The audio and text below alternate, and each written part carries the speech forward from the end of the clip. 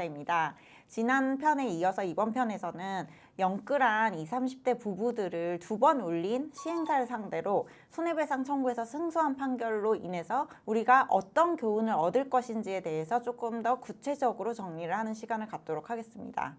이 판결은 2가지 측면에서 매우 중요한데, 첫 번째, 주차장이 단순한 부대시설이 아닌 필수 주거시설로 인정받았다는 것을 알 수가 있고요. 즉, 계약 체결 시 주차장과 같은 필수 주거시설은 중요사항에 해당하며 이런 부분에 대한 내용 설명이 부족한 경우 고지의무 위반으로 인한 손해배상 책임을 질 수 있다는 점입니다.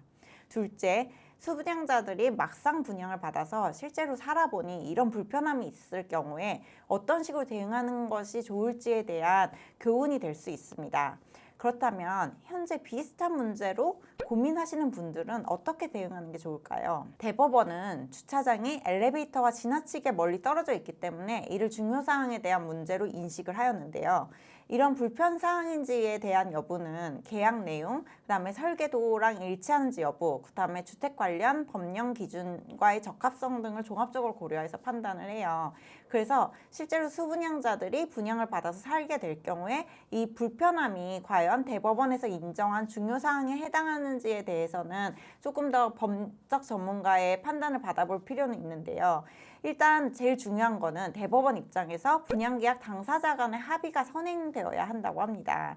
그러니까 만약에 선시공을 하고 후분양을 할 경우나 아니면 준공 후에 분양되는 경우 수분양자가 완공된 목적물을 직접 확인을 할 수가 있게 되니까 실제 완공된 아파트 자체가 분양계약의 목적물이 됐는지에 대해서 이를 기준으로 판단을 하게 됩니다. 반면 일반적인 선분양 다음에 후시공하는 경우에는 저희가 이제 분양된 아파트를 볼 수가 없는 상황이니까 원칙적으로는 준공 도면을 기준으로 판단을 하는데요.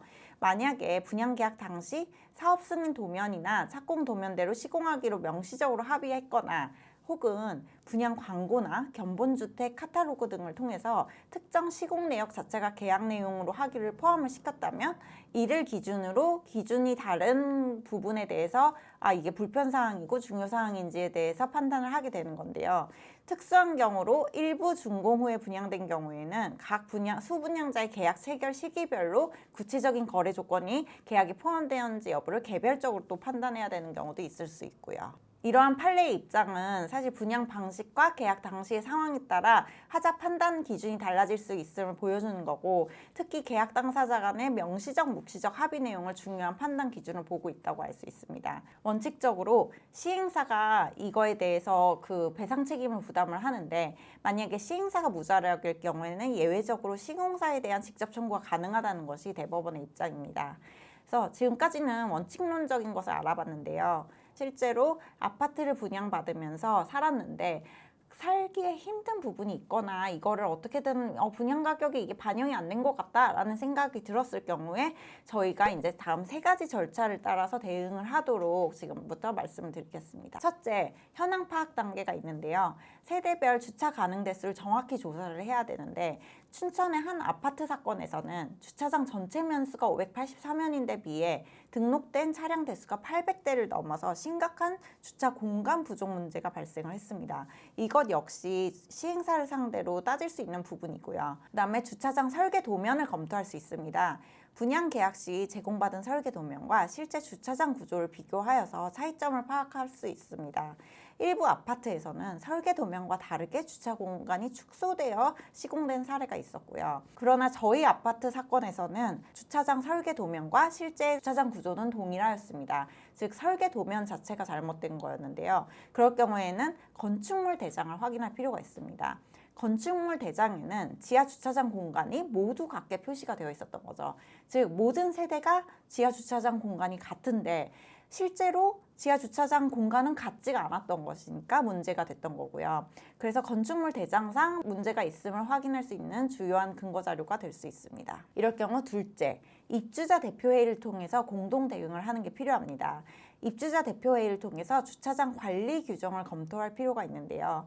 대법원은 입주민이 2대 이상의 차량을 등록할 경우 두 번째 등록 차량에는 첫 번째 등록 차량과 구별되는 주차 스티커를 발급하고 일정한 시간대에 지정된 구역에만 주차하게 하는 등의 주차관리 규약이 유효하다고 판결을 했습니다. 한편 주차장 증설 방안도 단체로 검토를 할 수 있습니다. 지상 주차장 확대나 기계식 주차장 설치 등 주차 공간을 확보를 위한 다양한 방안을 공동으로 검토를 하고 이에 따른 비용과 효과를 분석할 수 있습니다. 만약 이렇게 해서도 안 될 경우에는 이제 셋째, 법률 검토와 소송 준비를 할 수 있습니다.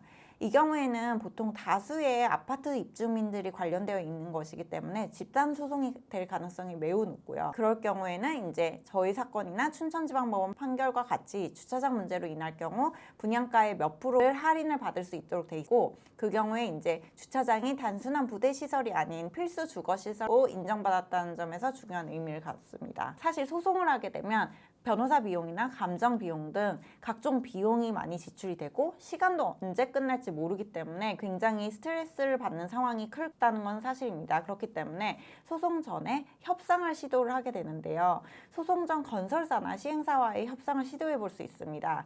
일부 사례에서는 소송 없이 합의를 통해 주차장 증설이나 보상을 받은 경우가 있습니다. 지금까지 영끌한 20, 30대를 2번 올린 시행사를 상대로 이긴 판결문이 우리에게 어떤 교훈을 가지는지에 대해서 수분양자 입장에서 알아봤는데요.